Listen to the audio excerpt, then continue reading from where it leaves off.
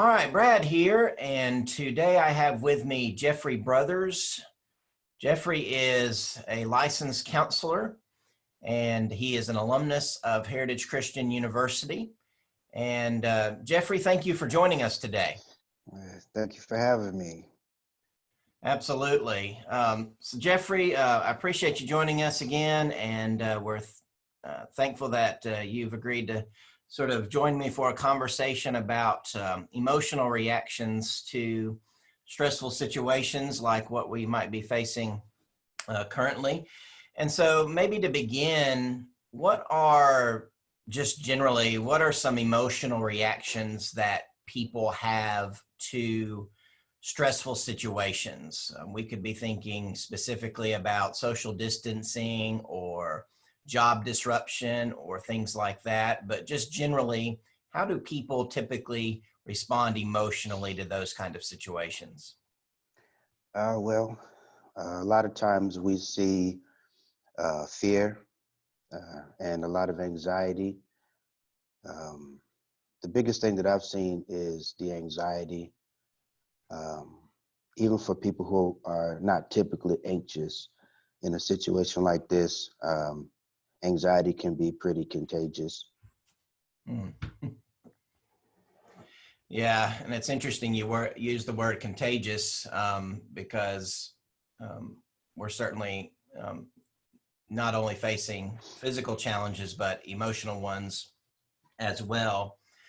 So as we think about stress and we think about anxiety, who are the people that are most at risk to those sort of adverse reactions?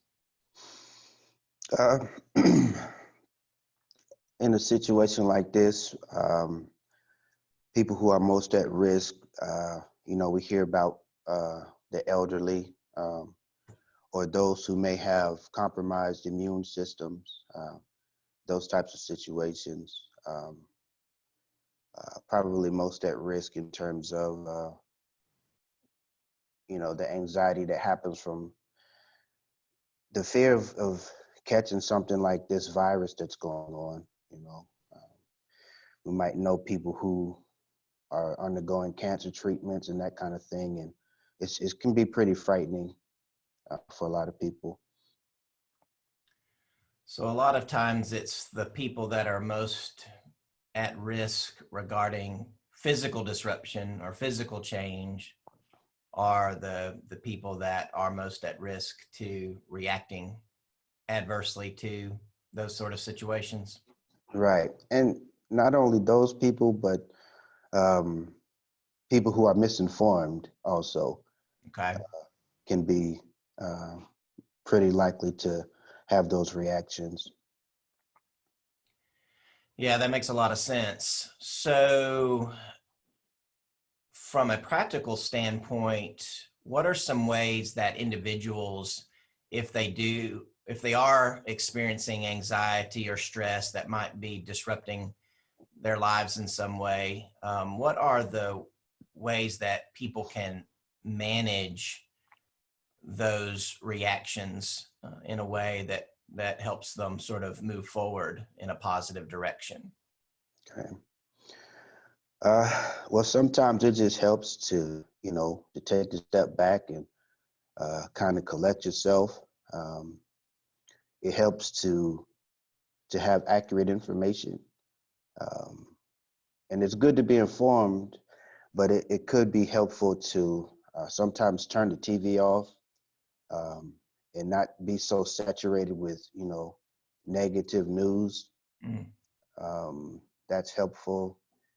Um, there are other things we can do. Everyone is different. So just finding out what works for you in terms of managing these kinds of things.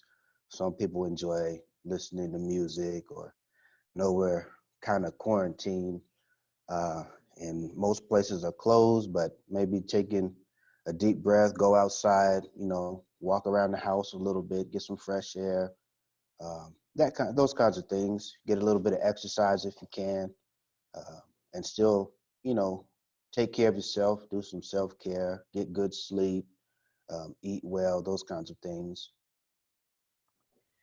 Yeah, it's not necessarily a really complex thing to know what to do. It's just a matter of sort of maybe reminding yourself to make sure you take care of yourself.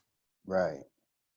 Exactly. So I don't know. It seems to me that it's sort of ironic, I guess, in a way that during this time of social distancing, we have become maybe in a way more aware of each other, more aware of our responsibilities to each other in community, which I think is a good thing. So, as we wrap up this discussion for friends, family, neighbors, if we know somebody or we have somebody in our lives that maybe are sort of reacting in an adverse way that might be um, they might be struggling in some way emotionally to the experiences that we're all sharing, how can we help somebody else manage these reactions in a more positive way?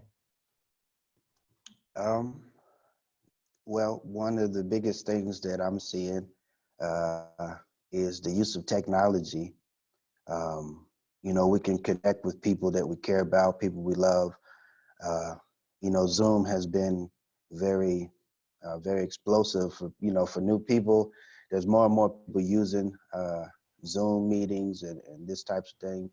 Um, you can call your family, call your friends, check in with them, let them hear your voice, let them see your face if they can, with these types of, meetings like we're doing. Yes. Uh, it's very helpful to feel connected with people, even though we're kind of separated right now. So recreating that sense of community is important, it sounds like. Yeah, just kind of reestablishing a new form of connection, so that people don't feel so isolated, and just kind of just offering someone just encouraging words, reassurance, um, in a time like this. We hear a lot of negative things, and um, we know that negative news gains traction a lot faster than positive. So just kind of share some positive vibes, uh, with people to help encourage people also. Yeah, that makes a lot of sense and is very helpful. And Jeffrey, thank you for joining us today for this conversation. I know that people are trying to manage day to day, and these tips and ideas and that you've shared with us, I know can be very helpful. And we're thankful that you've taken time out of your busy schedule to join us, and give your family our best and stay safe. And we'll talk to you later.